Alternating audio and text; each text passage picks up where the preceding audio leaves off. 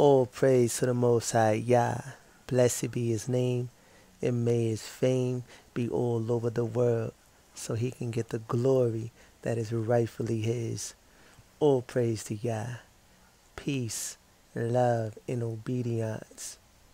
I want to say thank you to all my people who carries that contrite heart, that beautiful spirit, walk, talk, think, and go about themselves in meekness. All praise and blessed be the Most High Yah for giving you that spirit. With this video, I want to just talk about the remnant and how the Most High Yah talks about the remnant repeatedly throughout Scripture, but I'm going to just stick to the topic of Micah 4. And if you're feeling down, you're feeling low, you're feeling broken, you're feeling outcast, you're feeling restricted, you're feeling afflicted, you're feeling like the Most High Yah has forgotten about you, that he can't use you, he can't work with you. If you feel like you're not needed, you're not a part of this, you are. And we're going to deal with this small little section in Micah. Let's bring it out, you know. And I like to say blessings to my new mother, Hadorah, Yisrael, and all praise to the Most High Yah, and blessings to my brother from another mother, Shemaiah. Blessings, brother. Love you, man. Love you guys. Beautiful talk we had today. It really intrigued my spirit. I'd like to thank the Most High Yah for that. And most definitely, I cannot forget my loved one, man. Love you, bro. My brother Prince Wisdom, man. That's my boy. That's my boy. Okay, let me get right into this right now. I kind of skipped over.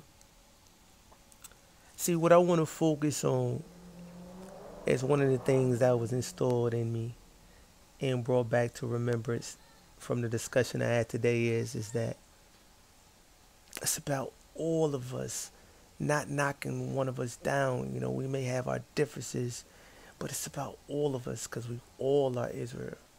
So it's a beautiful thing to be a part of the sovereign nation of Israel. You know, if you want to check it out, go ahead and check it out at YahWillGather.us. That's YahWillGather.us. You know, take a look at it and most definitely get familiar and let the Most High Yah work, because we are one nation. You know what I mean? The sovereign nation of Israel.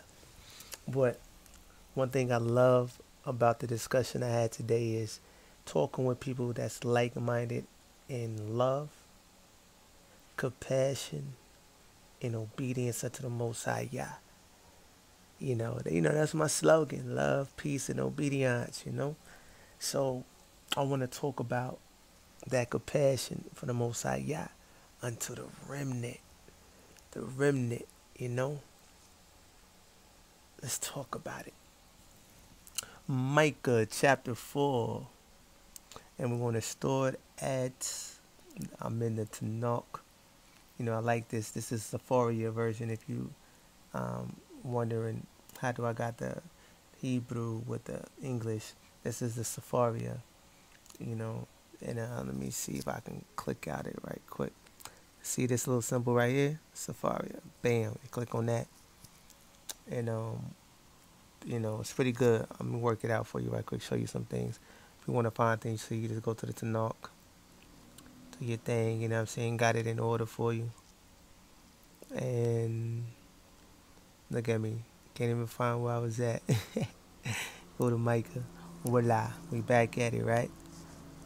So the Safari is very beneficial. So for those who, you know, was curious, like, what am I using? But we're going to start at, this is Micah chapter 4, of course, and we're going to start at verse, I believe this is 6. And it reads, "In that day declares Yah, I will assemble the lame." As you can see, that's the sheep, for we are the sheep, and Yah is the shepherd of all of Israel. But peep how this sheep is being described. Check it. I will assemble the lame, gather, right? And I will gather the outcasts and those I have treated harshly. So if Yah been hard on you, he knows. And if you've been scattered and kicked out of whatever type of situation you was in, you know, especially if you was a part of a camp or a movement and they booted you out and you just feel like everything and everyone has turned their back on you and they said that you're purged away and Yah's not dealing with you, you know, you cut off. Look what Yah says to you, the remnant. You know, if your heart and your zeal is for Yah, and don't nobody know your heart but Yah. But look what Yah says. He says, I will gather the outcasts, those I have treated harshly. And of course, naturally we are the outcasts because Yah has kicked us out of our land. So we are outcasted for sure. So it's definitely a general term, a plural term, but I can make it singular for you who need to hear it. So it's singular for you, but it's also plural and in general for all of Israel, the northern and the southern kingdom of Israel. Then verse 7, and I would turn the lame into a remnant and the expelled into a populous nation, and Yah will reign over them on Mount Zion now and forevermore. Now I love this translation right here. You know, but I love another translation even greater, the Septuagint, how it puts it. You know, I think I'm gonna go ahead and go to it because I like how the Septuagint puts this right quick. I wonder if I got the Septuagint up. I should have it up.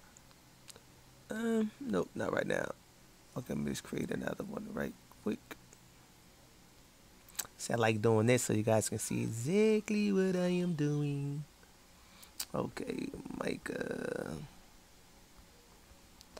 Except, how many of you guys have these big letters and still be skipping over and messing up what you're trying to type? I don't understand me sometimes, you know. These big letters, I still be typing in the wrong letters and have to start over. What? Okay, let's see here. Which one do I normally go on? Do I normally go on this one? Nah, this is not it. Let me see. It's usually not the blue letter because the blue letter don't have, it does not have the English to it. So let me see.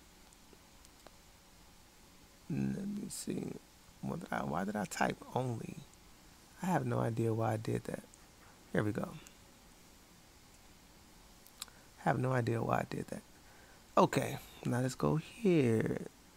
Now, this is why I like this one right here. Now, look at verse 6 in the Septuagint. The restoration of Zion.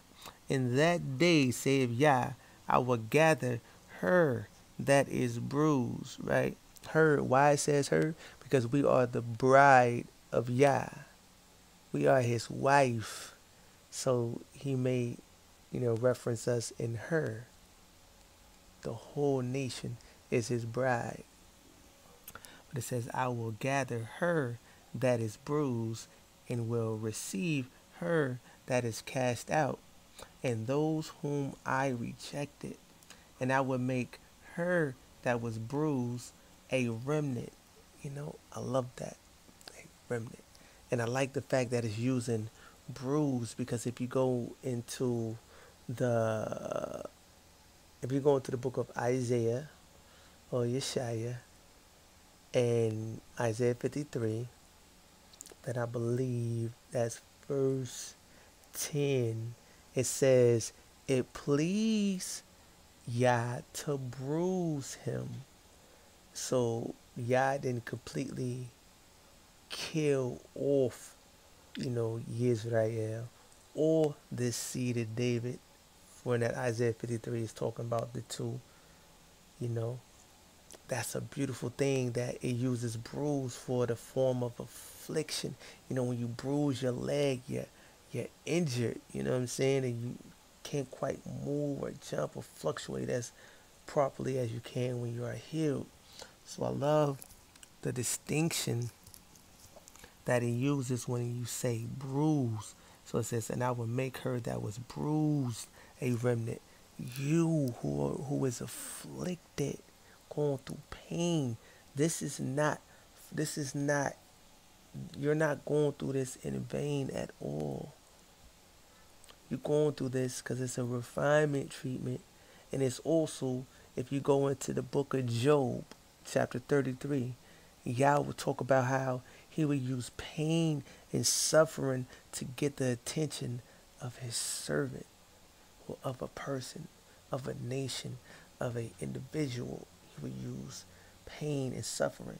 So for Yah to bruise us is the only way to get our attention, because if we just walk around all cool and dandy, we're going to just keep following and doing the ways of the heathen and not considering that, oh, we abandoned the Most High Yah, and he's requiring us to come back.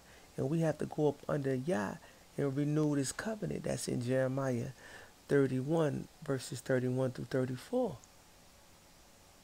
It's a beautiful thing. Pain is beautiful. Pain hurts. Pain gets your attention. Pain makes you realize. Pain makes you think.